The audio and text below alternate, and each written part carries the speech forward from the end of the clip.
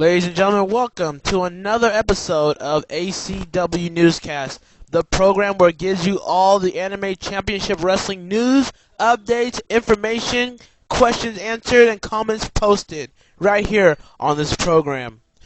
We're going to first start it off by, as always, answering your questions.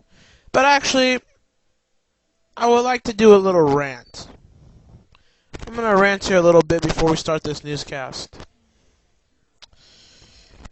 And this newscast is going to be pretty random for you ACW fans, but I don't care because this is my program. Saturday night, I watched this boxing fight. It was between Manny Pacquiao and Oscar De La Hoya. Now, I'm not gonna lie. I did see some websites that doubted Pacquiao beating De La Hoya just because of De La Hoya's size. That's understandable. But what I saw on Saturday was the complete opposite. We didn't see Pacquiao get out. We didn't see Pacquiao get outpowered or outsized. What we saw was Oscar De La Hoya get out-aged. What that fight demonstrated on Saturday was that Oscar De La Hoya has reached his limit. That Oscar De La Hoya's age is starting to catch to him. As a matter of fact, Oscar De La Hoya's age has catched to him. The first two rounds, it was pretty even though Pacquiao was doing better, but De La Hoya actually had a chance. But after the third round, it started to be very clear who would win this fight. And the right person did win. De La Hoya quit after the 8th round. At his corner, gave Pacquiao the win in the 8th round. And now, apparently, it's the dawning of the Pac Mania going on in boxing, which I agree with. I watched it at my friend's house. We had a good time. Most of us were cheering for Pacquiao. There were about maybe one or two De La Hoya fans. My brother being one of them. But it was a good. I can't say it was a good fight because I was entertained by the fight, but it was not a good fight. It was a one-sided fight. There was a point even in the fight where De La Hoya's eye was starting to swell up. His left eye was closing, and his right eye was getting even worse as well. Now I'm hearing all these comments on certain websites like 411 Mania, some of the YouTube videos that were cheering for De La Hoya and not for Pacquiao. They're saying, well, you know how the referee was always getting involved in these matches, or they're actually looking for ways to defend De La Hoya's ass whooping he had on Saturday. And I gotta tell you, we've got some cynical, very desperate people out there. De La Hoya lost. Get over it. De La Hoya lost fair and square. There was not one round anybody can say De La Hoya beat Pacquiao in. Not one single round. Not one round. Oscar De La Hoya fought in pretty much his worst boxing performance yet. He did way better, and I'm talking miles better, when he fought Floyd Mayweather. But here, what I felt was Pacquiao was facing another boxer. He wasn't facing Oscar De La Hoya. I'm disappointed in Oscar, because even though I didn't pick for him to win, I thought Oscar De La Hoya would give us at least that babyface underdog performance he's famous for, the Golden Boy, as he's nicknamed. But Oscar De La Hoya showed us that money can never always make you a great fighter. No matter how much you get paid, that doesn't guarantee you to be a good fighter, a great fighter, an awesome fighter. Pacquiao fought in his prime. He fought for all the people. He fought for the Filipino race that was watching him, because I had many Filipino friends with me at that night as well. De La Hoya only fought just to get his face out there again, to receive some money again, and to feel like as if he was really training. Actually, you know what? Before the fight even happened, De La Hoya looked scared, nervous, and defenseless. Pacquiao came over there. He was ready, on the go, and on to it. So, for all the Oscar De La Hoya defenders and all the Oscar De La Hoya fans that are saying that Oscar got screwed, Okay, that the referee screwed him. That like the corner screwed him. Like I'm hearing people say, "Oh, well, if Oscar De La Hoya, if his trainer could have just let Oscar fight 2 more rounds, Oscar would have started coming back." No, Oscar lost. Oscar's eye was brutally bad. Oscar was losing every round. Pacquiao was more quicker with his punches. Pacquiao was more powerful with his punches, and more importantly, Pacquiao was more lethal with his punches, more than De La Hoya. De La Hoya had a few comeback punches, but Pacquiao just started punching him right back. They were more harder than Oscar De La Hoya's, they were more stronger than Oscar De La Hoya's, and more importantly, they were more lethal than Oscar De La Hoya's. So all the fans that are defending Oscar De La Hoya for his loss to Manny Pacquiao on Saturday night need to get their head examined and need to check themselves at the door. Oscar lost. Fair and square. No ifs, ands, or buts about it. Oscar lost fair and square, and the fact that Oscar De La Hoya gave him an excuse after the match, not even he congratulated Pacquiao, but the fact that he had to defend himself saying, blah, blah, blah, Manny Pacquiao got me on the ice, that's why I wasn't performing well. No, you lost because your age is starting to catch up to you, Oscar. Your age is starting to catch up to you, Oscar. Okay? You can't fight as well as you have in the past anymore. It's done. You're only doing this now for your promotion that you were hyping up. Losing your own promotion. Doing this for the money. And then training just so you can have your training scene shown on the 24/7 program with you and Pacquiao. Pacquiao was doing it for an incentive. Pacquiao was doing this for a purpose. He wasn't doing it for the money. He wasn't doing it for the fame. He wasn't doing it for the recognition. He was doing it because that's what he loves to do. Something that you used to do, Oscar, 10 or 15 years ago. But now that time has passed. I don't blame you for having all the money in the world. I don't blame you for having a family to take care of. I don't blame you for moving on. But the fact that you're going to make excuses for a loss that you so desperately got defeated about and lost fair and square, I think is bogus to defend. So Oscar De La Hoya, all his fans, and all his supporters need to get their head examined and note this. And I'm going to say this one last time. Oscar lost, fair and square, no ifs, ands, or buts about it. End of story.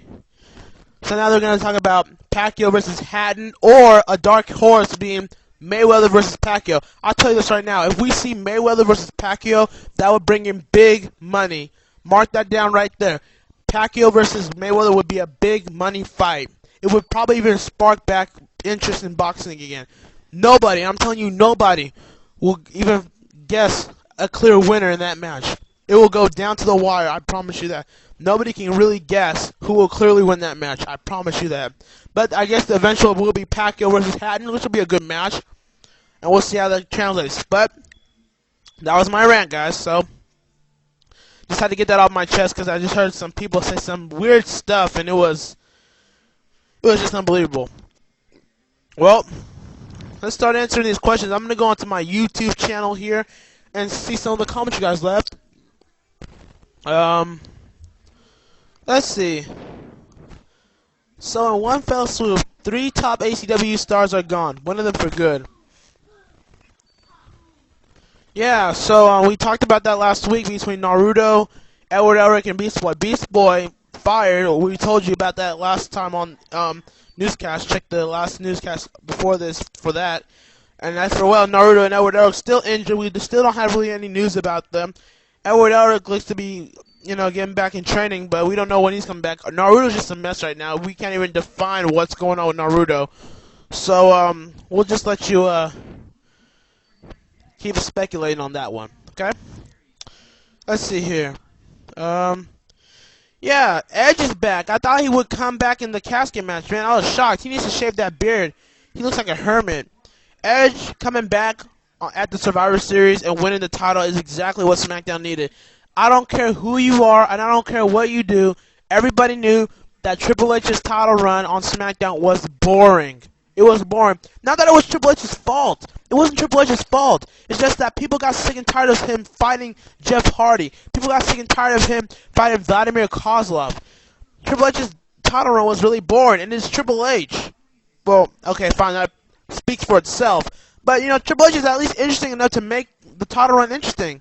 When he was facing Randy Orton, it was kind of fun to watch. When he was feuding with Edge, before Edge got injured, it was fun too. But, people got sick of Hardy always getting to the main event. and we've seen the match so many times. And Vladimir Kozlov is not ready to be in a world title picture. Okay, so you know, Edge is back, and I think SmackDown has got better because of it. Alex the Lizard King reports 1 week ago, I just got through with the Broly Luffy match. WTF at the interference. Yes, WTF. If you have not seen that match, go see it on VO and YouTube to know what we're talking about with that interference. And we'll get into that interference part later on in this newscast. Game Freak 1984 releases breaking news. Fire and Ice have been released. Yes, they have. Fire and Ice have been released. We're trying to cut down on certain aspects of ACW. We need to make some room for, you know, other people. And Fire and Ice aren't really doing anything, so we just released them. Besides, we have like 3 more Little Fighter characters left, so we thought we could just take out the 2 weakest ones. Okay, I'm gonna try to pronounce this. Forzard 1 week ago says Moroku is going to beat Haru, then it will be Sasuke versus Moroku. Sasuke will win and turn face. Wow, pretty bold speculation there. And I don't know. We'll see if it really happens. Okay. Oh, here we go. Master0173 says Part 3 of XL14 is gone due to a copyright from Viacom. What's up with that? And I replied to him, yeah, Viacom's being a bitch right now. YouTube as a whole, really. I will see what goes on about it. But you can watch the whole video anywhere on VO and download it. And ACW, blah, blah, blah, blah.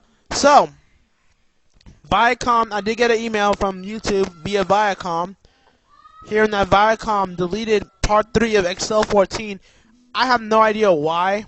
Honestly, I don't have no idea why. I tried checking the information on my email, and I really didn't get a lot of it. So I don't know why it was taken down from my profile, Part 3 of XL14. But from now on, I think what I'm going to do from now on, just to be safe, from now on I'm just going to only post commercials that are made by me or any co-op promotions. No more real commercials, no more video game commercials, no more anything like that, unless I need it for permission. But otherwise, we're just going to start doing co-op commercials, just to avoid it. And then Game 3 1984 2 days ago said, hey, Akeem, do you think about SmackDown vs. Raw 2009?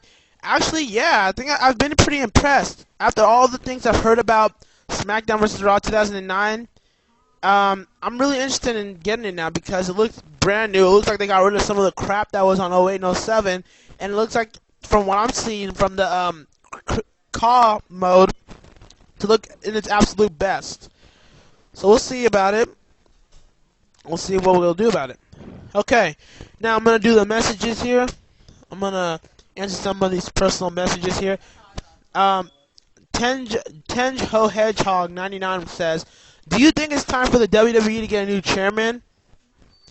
I'm thinking you're talking about, do you think somebody else should be chairman other than Vince McMahon? No. Vince McMahon is the owner of the WWE. He is the CEO, chairman, and president of the WWE. And how would you want to make a new chairman? It's up to Vince McMahon, really. If he wants to, that's fine.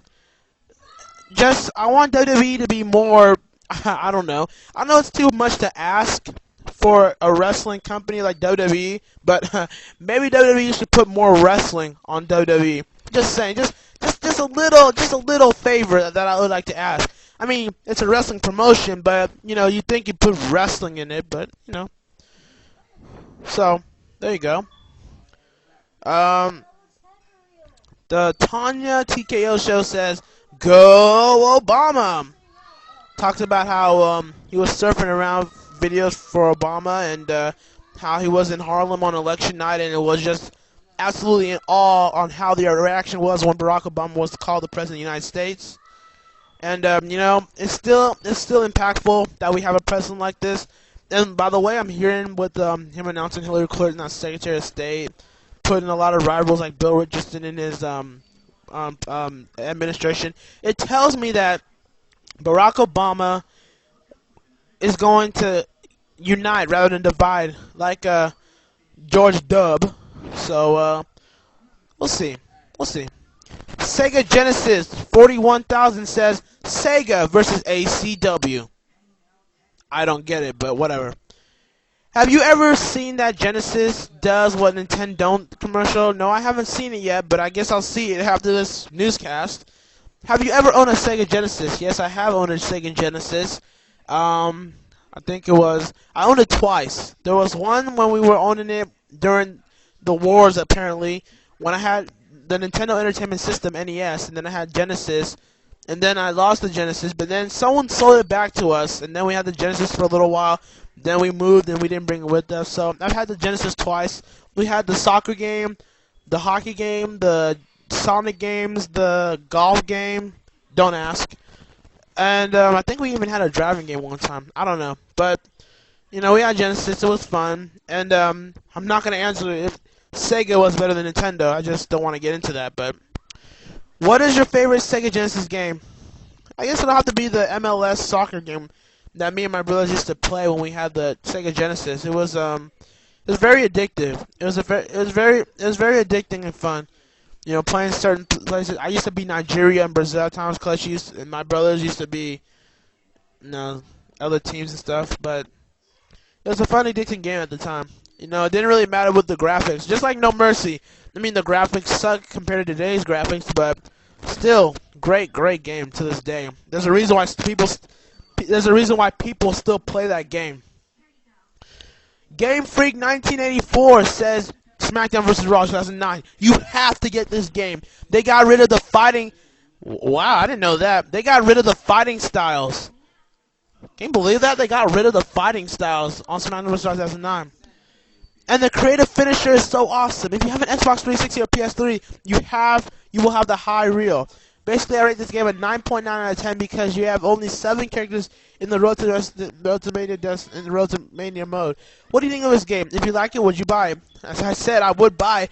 I didn't even know that 2009 doesn't have the fighting styles anymore. That's greatness because the fighting styles sucked ass in 2008. I'm talking sucking the ass on 2008.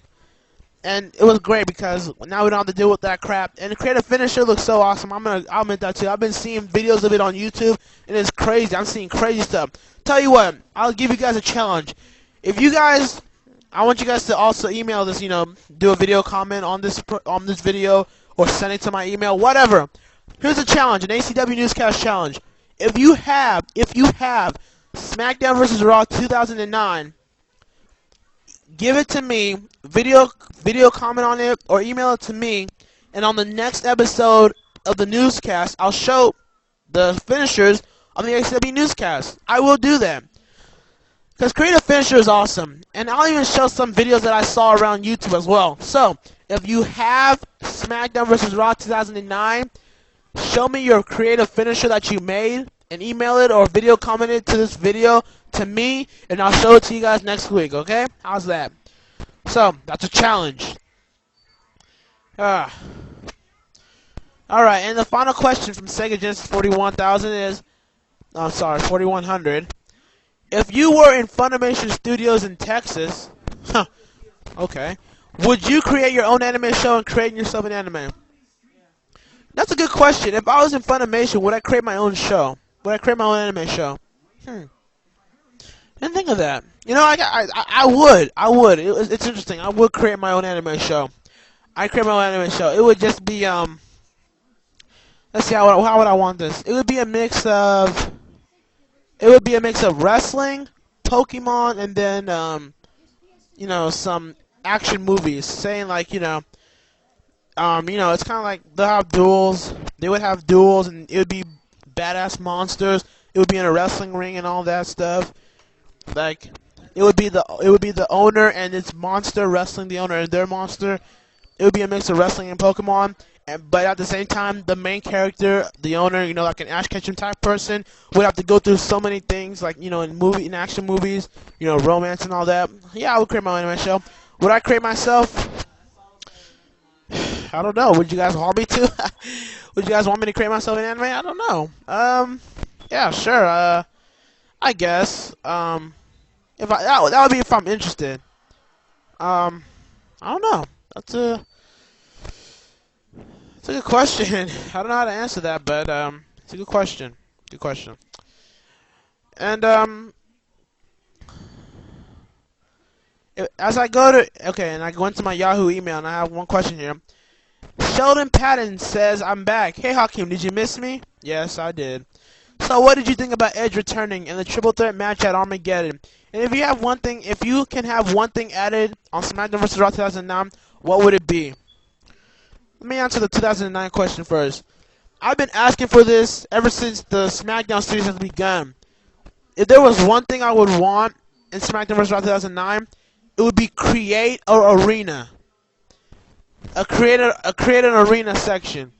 You get to create your own arena, name it, and you would get specific matches where that would happen. I've always wanted to do a create an arena because it would be so badass if I did it. And I've been bragging about that. I'm not talking about create a pay-per-view where you create a pay-per-view card and put it on a Raw or WrestleMania. Not like that. I'm talking about create an arena. You have to put your own Titantron. You have to put your own Titantron, your own ramp, your own entranceway, your own graphics around the Titantron. I'm talking create an arena, as it said. So that's what I would add. I already said Edge returning was awesome and that it made SmackDown better. The triple threat match at Armageddon. It was boring because it was between Triple H and Kozlov. Those two wrestling should never happen again because that was boring as hell. And even the crowd was chanting boring. They chanted it, and I counted too. They chanted it about 7 or 8 times. Boring. When Kozlov and Triple H wrestled at the Survivor Series. And then all of a sudden Edge came returning and the crowd lit up. Edge started destroying people. Jeff Hardy came. The crowd tore the roof off and they were brawling everywhere. But then Edge wins the title from Triple H, Kozlov, and Jeff Hardy. Which was confusing, but it's Edge, so I don't care. The triple threat match at Armageddon. Honestly, I haven't really been paying attention to Armageddon. The only match I know there is going to be Jericho versus Cena. But what I'm guessing you're saying is it'll be Triple H versus Jeff Hardy versus Edge. I think that's the triple threat match you're talking about. That match should be off the chain because now Edge is a great wrestler. Jeff Hardy, as much as I might not like him, Jeff Hardy has improved. There is no denying that. Jeff Hardy has improved very gratefully, and I'm happy for that. Triple H is Triple H. He'll do what he'll have to do to, entertain and wrestle. So, it should be a great match overall.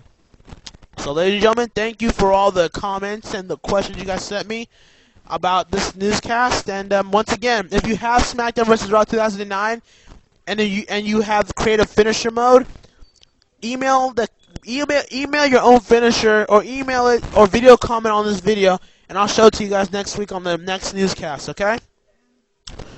Okay, now we're going to go on to ACW News. Yes, that's right, ACW News. First off, I'm going to officially announce it. ACW is back. We are off our hiatus, and we're going to start it off with the ACW draft, which will be at least this week or 2 weeks from now. It depends on it because I have amateur wrestling at high school, and that's conflicting. I'm a senior at the high school, so, I have to do senior things, but I will do my best. At the ACW draft, 4 matches have been announced already. 1, Monkey D. Luffy will go one-on-one against John Cena. Now we're going to talk about the interference. It was Monkey D. Luffy versus Broly in the semifinals. All of a sudden, in one of the most random interferences I've ever seen in my life, John Cena came out and started attacking Monkey D. Luffy, making Broly advance to the finals. I don't know what the hell that was about. Is it because John Cena, haha, I'm John Cena, I came back, now I can just attack whoever the hell I feel like it? No, I don't know, but I talked to Vince McMahon. About it, and Vince McMahon, sorry, I thought there was a disturbance behind me, but I talked to Vince McMahon about it. Vince McMahon said he was fine with it, I was fine with it, so John Cena, since he wants to interfere on ACW, since he feels like he has big balls enough to interfere on ACW, he'll have a match for the first time, and he'll have a match for the last time, because it will be John Cena versus Monkey D. Luffy. Trust me, after this match, you will never see John Cena in a match again. Trust me. I promise you, ACW fans, I promise you, please, at least try not to sleep. Try not to sleep during this match. I know John Cena is boring, but please do not try to sleep, okay? But it's Monkey D. Luffy versus Cena at the ACW draft. For the ACW Excel Championship, Haru Glory goes one-on-one against Moroku the Monk. It'll be a rematch from Animania 2 where Haru Glory defeated Moroku the Monk to become the Excel Champion. So now Haru in his first title defense will face Moroku the Monk. That should be a great match all around because Haru Glory is the champ, but Moroku still wants that belt. He felt he never lost it, and he'll want it bad. The next match, Sasuke Uchiha, the ACW Intercontinental Champion, will face a mystery opponent. And I put this up on the website, on the ACW website. You have 5 choices, and I'm looking at it right now in my poll right here too. Who should Sasuke Uchiha face at ACW Draft for the ACW Intercontinental Championship? Rock Lee, Akuma, Garurumon, Aang, or Dan Hibiki? And I'm checking the results right now. I just posted it today. I just posted it today, and one person has already voted. It's for Rock Lee. So right now, Rock Lee is winning. You know, that would be a great match overall, really. But I don't know. Actually, you know what? I'm gonna add my own choice, and you can go on the website to find out what it is. Let's see here if it'll pop up here. There it is. All right. So now Rock Lee's titled the choice I want to see face Sasuke for the IC title. You have to go to the website to find out and vote, please. And then finally, it's the King of Anime Tournament Final. We've been posting this when we were off hiatus, but now it'll be the finals. Kakashi Atake versus Broly inside the steel cage match in the King of Anime Tournament Final. The winner of this match represents ACW in the Big 4 match at Exodus 2 against RCWF, Pride AC, and PAWL. Who will represent ACW? We have no idea, and we'll find out the ACW draft. We will find out the ACW draft. Woo! All right. Now, also on the ACW website, new Impulse profile pages. ACW Impulse page now has superstars with all new profile pages. New characters information has been added, and now you can download your favorite Impulse wrestler's song from the show. So go to the Impulse page for that. See what's up with that. Haru Glory will go one-on-one against Sasuke Uchiha on Exodus 2, and the ACW fans have spoken. Now, RCWF is hosting an anime promotion crossover, including ACW, an event called Exodus 2 Interactive Chaos. In the click review, Sasuke Uchiha, the ACW Intercontinental Champion, will face Haru Glory, the ACW Excel Champion. The fans have spoken and decided that at Exodus 2, Haru will face Sasuke inside a steel cage.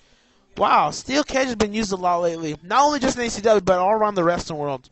So watch the Exodus 2 for more on that. And I believe I have one more here. I'm not sure. I like to forget at times. King of Anime Tournament is Broly vs. Kakashi. We are now down to those 2 guys. Who will win? I'll give you another challenge right now. You can email me or give me a comment right now on my ACW YouTube channel or VO channel. Email me at AfricanWarrior15@yahoo.com or go to the ACW forums on the website and tell me, who do you think will win the King of Anime Tournament, Broly or Kakashi? Remember, Broly defeated Kakashi in a brutal hardcore match at Animania 2 to become the new television champion. Who will win this match? Who will have enough guts to represent ACW? Who? I have no idea.